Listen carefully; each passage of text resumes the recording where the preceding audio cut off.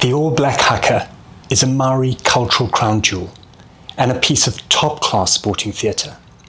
But there's no other sport in which any team or individual uses a genuine war dance as a warm-up.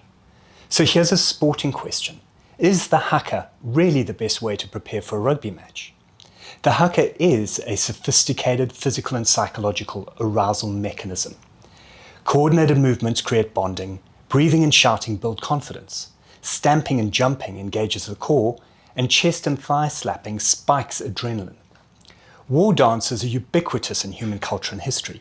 The Haka Pereperu, the Zulu Nglamu, the Papua New Guinea Highland Sing Sing, and the Native American Sioux Wachipi were all used to prepare combatants and intimidate opponents.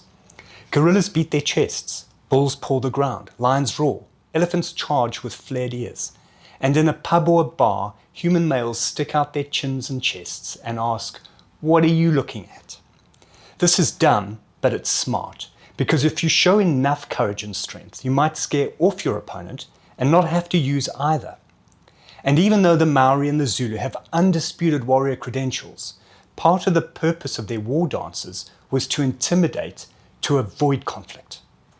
This works when facing an inexperienced, weaker opponent for whom retreat or surrender is an option.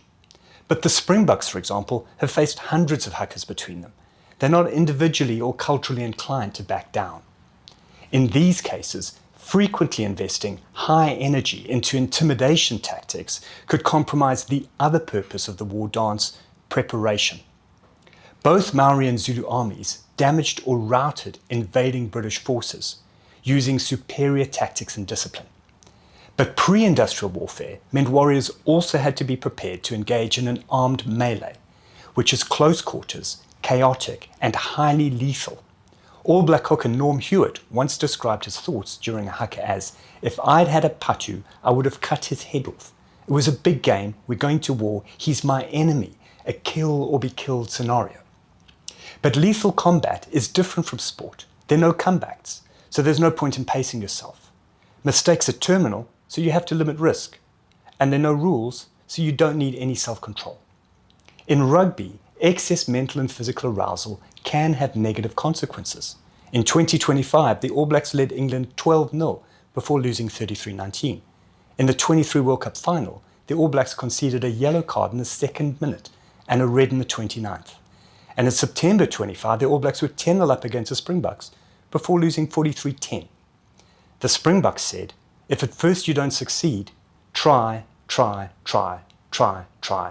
try again." The haka is integral to rugby and it cannot and must not be dropped. But there's a performance question as well as a cultural one. The All Blacks need every competitive edge they can get. Should players still perform the haka, or should non-playing Maori issue the pre-match challenge instead?